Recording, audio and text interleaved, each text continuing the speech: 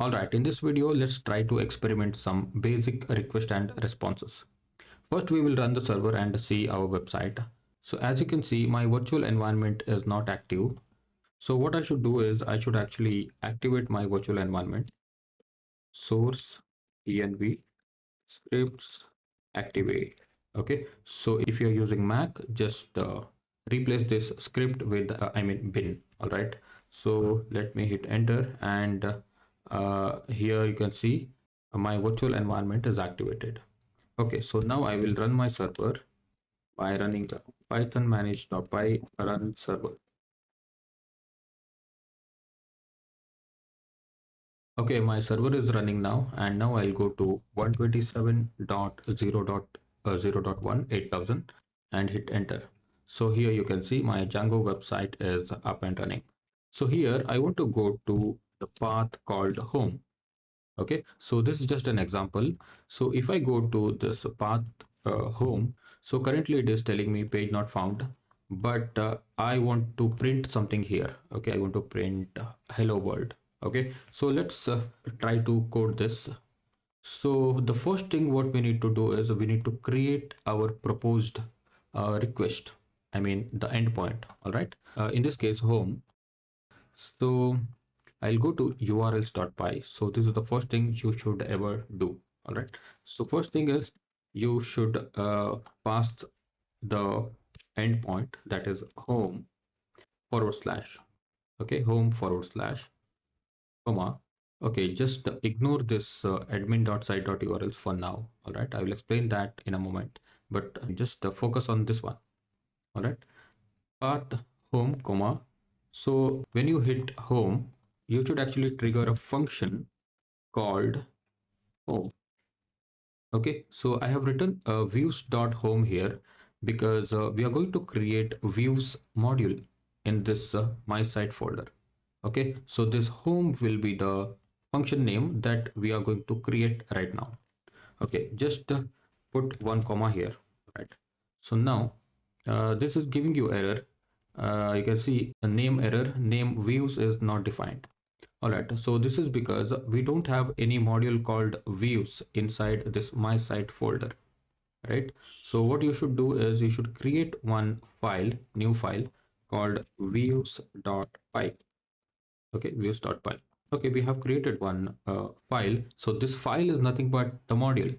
All right, so right now views.py exists, but still it is giving us the error.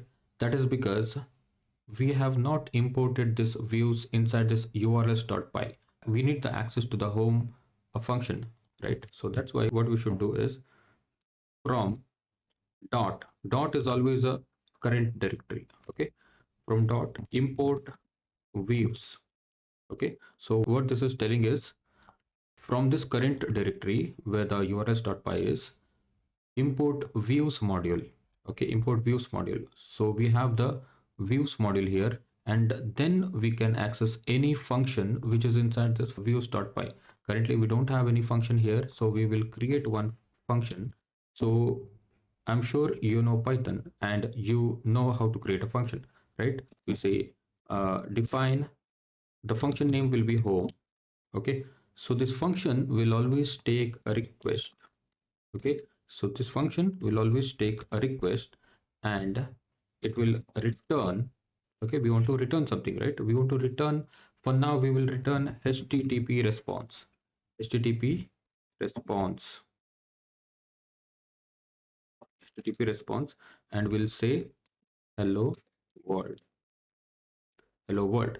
But you see this http response is giving us warning. That is because we have not imported http response. Okay, so it will come from Django.http. Okay, import http response. Import http response. Okay, from Django.http, import http response. Then we don't have any errors. All right, so now we don't have any errors here also, right? So now what we'll do is we will hit this URL. Okay, we will hit this URL, that is home. Okay, so now so far we were getting the page not found. Now let's see, we will refresh the page and you can see hello world. hello world is printing, right? So what has happened? The user has requested home URL pattern. Okay, user has requested home URL pattern, and the request came to this urls.py. Okay, request came to this urls.py where the home endpoint exists. Okay, and the home endpoint's corresponding view is the home function. Okay, so this home function is inside our views.py, and then this will trigger home function, which is returning http response hello world. That's what we are seeing in the page. Okay, so this is how the http response works. And now let's see, can we print html tags or something? Okay, we'll wrap this hello world inside our this h3 tag. Okay, so let's see if that works or not. Let's refresh. Okay, our history tag is also working inside our http response. All right, but you know what, we don't want this kind of history and all.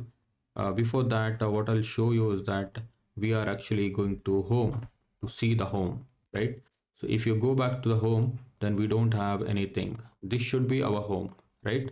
So what I'll do is I will actually remove this home and keep it blank. The blank means the home page.